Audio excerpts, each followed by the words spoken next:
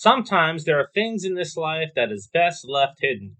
For example, I have a hidden room in my basement with no entry to it, with the exception of a small 1 by 2 foot window from the outside.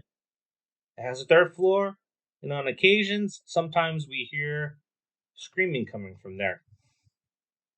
Now, I can do my due diligence and look into the history of the house, but I'm not looking to get possessed and kill everyone in my house.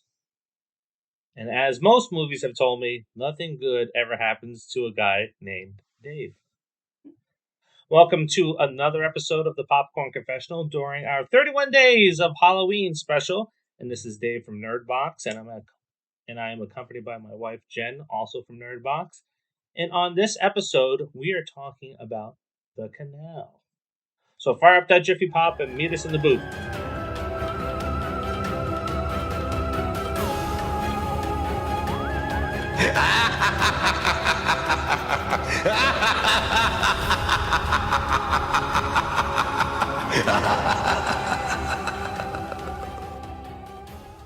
Film archivist David discovers a film reel from the 1900s of a murder that took place in his house.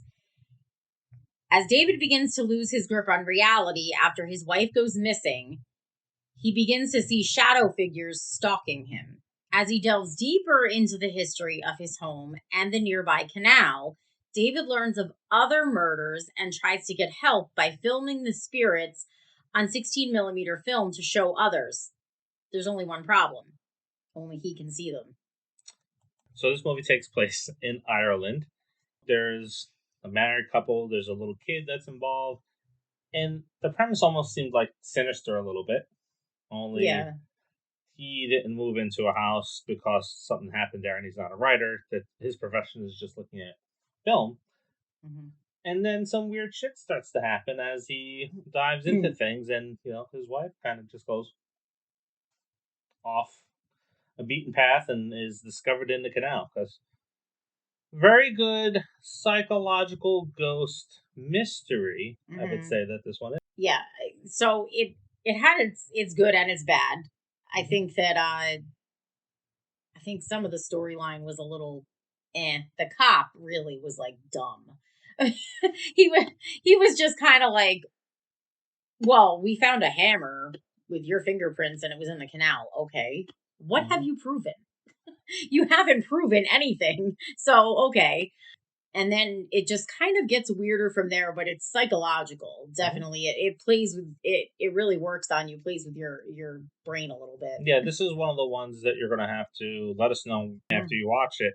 Is, all right, was it a ghost story? Was it a story about mental health? Was it, just a guy being drunk? They don't ever show him being drunk, but the way he acted in some of the scenes, he seemed like he was a drinker. Yeah, drinker or a pill popper. He was, because he was definitely, I mean, like sweating and like just out of it. And the ghosts in this movie, they're there, but it plays to the story itself. So, like, are they really there? There's some dark shadows that are that you see in certain scenes. You don't get the overdone ghost that has long black hair or the painted white face and sunken in eyes. It was done really well when it came to the ghost. Yeah, it's really just kind of like a shadow, essentially, is what it is, which obviously plays into ghost things because you can have like the black shadow that ghost hunters will talk about. So that was done really well. Yeah, and he begins to go through the mental breakdown stages. So and that's kind of becomes very suspicious for the police officers. And I thought the police officer was a good asshole in the movie. Well, I mean, he was a good asshole, but I just think he was dumb.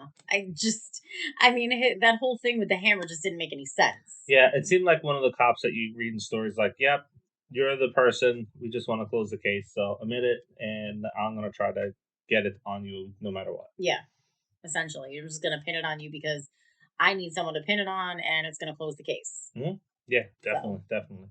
So, very good acting. The person that is the lead in this, David, is Rupert Everett. We've seen him in The Boy, and then we've seen him in another movie, Hellboy, the original Hellboy we saw him in. Yeah. So he has a very good presence on screen. He keeps you engaged in the film, and Mm-hmm. you're along for the ride, trying to figure out what the hell's going on with ghosts or mysteries or whatever. Yeah. And I think there's times where you don't know if you're supposed to feel sorry for him, if you're supposed to hate him, if you're supposed to, it's kind of like up in the air, which that's, plays into the psychological thriller part of it, Mhm. which is good because I love that type of thing. They attempted to do something similar to that with a movie that released this year. It's called Separation. Mm-hmm. Basically, the same premise laid out. You have the wife, you have the husband, and you have a child involved, and the wife dies, and then things start happening. Mm-hmm. This was Yeah. a lot better than that film was, and it was held together with the story a lot better as well. Yeah. Yeah. Which is surprising too, because I mean, these were definitely small time actors compared to the actors that were in the other movie. Mm-hmm. Yeah. So Yeah. Not that many actors in the film. It had a good pace to it, kept you you interested. didn't need to have a lot of actors though. I think No, it had what you needed. It had it had David and his wife, and there was like the realtor who sold the house, and there was David's boss, and some of Alice's coworkers, and then the cop. Yeah, very good ending. Mm-hmm. Very good ending to the Yeah, film. the ending was, I was like, did not see that coming. Yeah. So that was definitely, yeah, that Yeah. one, the ending will get you. Mm-hmm. Yeah, and it's also one of the creepiest parts of the movie too. It is. It So was I really enjoyed that. truly creepy. Yeah. Oh. He wasn't the boy. Yeah. That's not a spoiler, No, it's not a spoiler. and it's in the trailer, which you'll see a part of this review. But yeah, so definitely creepy there. Now, if you've seen this movie, if you haven't seen this movie, go check it out. It's worth watching.